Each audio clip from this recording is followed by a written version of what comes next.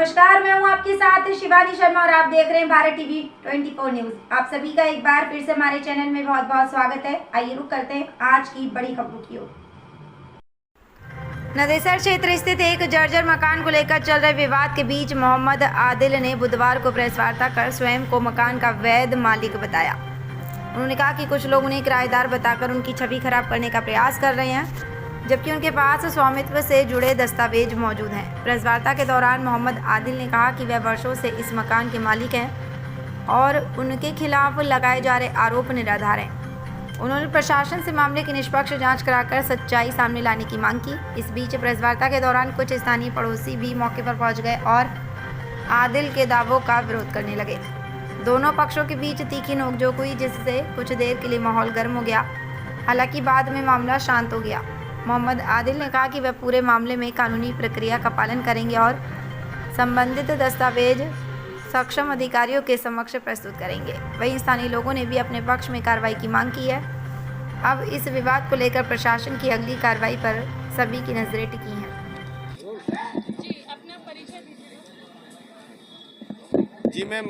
जी मैं मोहम्मद आदिल हूँ, प्रदेश अध्यक्ष हूँ, युवा कांग्रेस आउटरीच प्रकोष्ठ, वरिष्ठ छात्र संघ नेता हूँ, काशी विद्यापीठ का और विधि का छात्र हूँ। आज प्रेस कॉन्फ्रेंस रखने का मुख्य उद्देश्य क्या है? देखिए,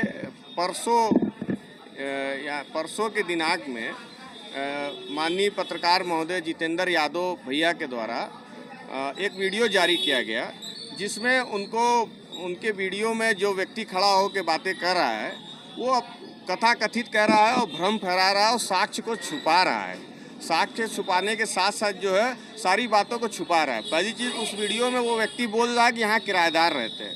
तो मैं आपको पत्रक के माध्यम से बताना चाहता हूँ कि मैं उस मकान का स्वामी हूँ। पहली चीज़, मेरे पिताजी मेरे चाचा जी के नाम से उस मकान पे बंटवारे का मुकदमा है, जो कि ये कोर्ट की फाइल है, जो एकदम वर्तमान समय की है, कोई पुरानी भी नहीं है, कोर्ट की फाइल है।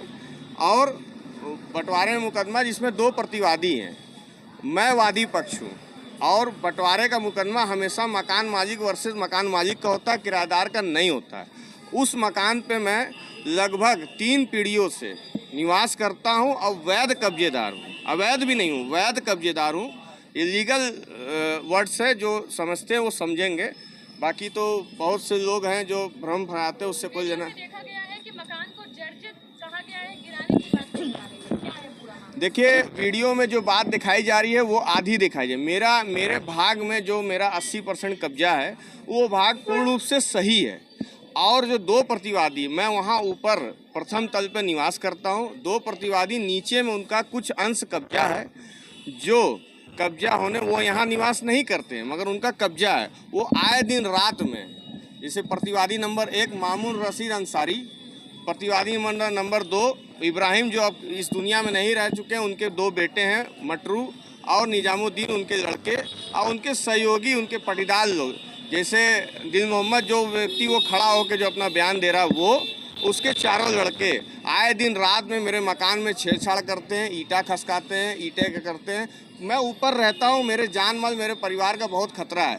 उसके बावजूद भी मैंने नगर निगम को पहले भी और आज भी लिखित रूप से निवेदन मांगा है कि वो पूरे संपूर्ण मकान में जहाँ जहाँ उसको मरम्मत की आवश्यकता है, उस मरम्मत को मैं अपने पूरे खर्चे से कराना चाहता हूँ। चाहे मेरा भाग हो, चाहे प्रतिवादी का भाग हो, मैं पूरे खर्चे से कराना चाहता हूँ, जिसके लिए मैंने निवेदन लिखित रूप से दिया हुआ है और पहले भी दिया है। वो जो कागज़ दिखा रहा है कि साहब पूरा आदेश हो चुका है, कोई आदेश नहीं है। आदेश कभी भी नगर निगम देती तो मरम्मत के लिए देती है, ना कि गिराने। कोई किसी के मौलिक अधिकार का कोई विभाग हनन नहीं करता। नगर निगम से क्या आश्वासन मिला पेपर देने के बाद? मैंने जोनल साहब से मिला, उन्होंने कहा कि मैं इस लेटर को आपको आगे बढ़ा रहा हूँ, एक्सचेंज साहब को दूंगा, आप मरम्मत के लिए उसको आदेशित करने की प्रक्रिया जो होगी आपके साथ सहयोग किया जाएगा। उन्होंने ये बात हमसे कहा। मीडिया के माध्यम से ये कहना चाहते हैं, पहली सवाल ये है कि वो व्यक्ति मेरे मकान को इसलिए दर्शा रहा है कि वो व्यक्ति और उसके सारे 4 लड़के भू माफिया टाइप के हैं। अभी कुछ महीनों पहले एक विधवा औरत के घर में घुसकर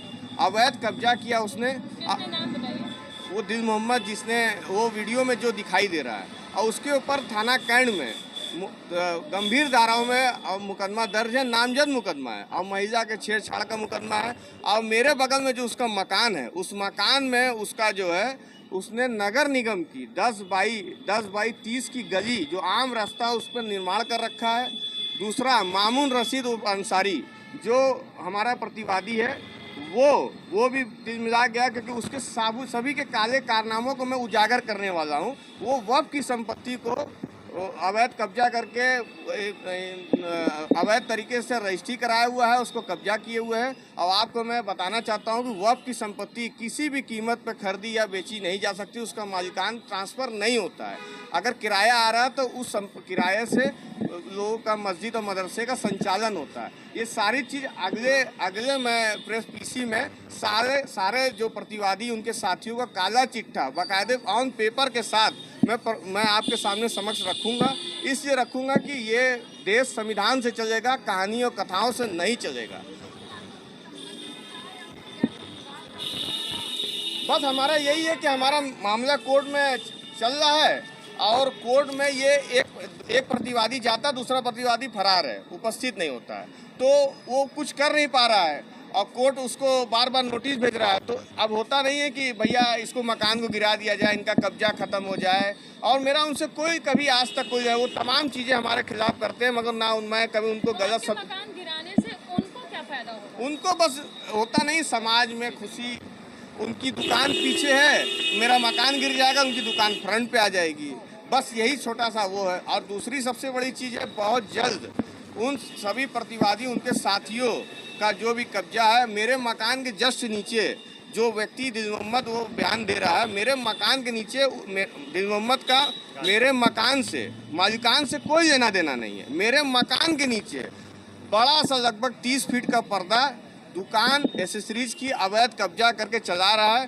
प्रवर्तक दल नगर निगम ने कई बार आके उसको हटाया, पुलिस ने हटाया, मगर उसके बावजूद भी वो बार बार ये कहानी कर रहा। मैं अभी आपको चल के दिखाऊंगा भी। जब मैंने उसका विरोध किया कि तुम्हारा यहाँ कुछ नहीं बनता, तुम यहाँ पे क्यों यहाँ पे कर रहे हो, तो उससे वो तिलमिला गया है। इस वजह से ये सारी घटनाओं को घटित कर रहा है और मीडिया का समय बर्बाद कर रहा है, विधि अनुसार कोई कार्य नहीं कर रहा है और भ्रामक तरीके से सारे साक्ष्य को छुपाते हुए सारी बातों को कह रहा है। हम कह रहे हैं मकान मेरा है, मैं निवेदन कर चुका हूं पीछे भी अभी भी कि मैं अपने खर्च से अपने हिस्से का भी प्रतिवादी के हिस्से का पूरे मकान को कराने के लिए आज अभी से तैयार हूं, मगर वो लोग मुझे मकान को मरम्मत करने से रोकते हैं बार बार। जबकि उनके जो प्रतिवादी दूसरा प्रतिवादी है वो उनके साथ दिन रात उठता बैठता खाता पीता, उस पर कोई दबाव नहीं, मेरे ऊपर पूरा दबाव बनाते हैं। क्योंकि मैं एक सामाजिक व्यक्ति हूँ, मैं कांग्रेस का पदाधिकारी हूँ, विधि का छात्र हूँ काशी विद्यापीठ का, तो उनसे वो मेरे अंदर जलन की भावना पैदा होती है।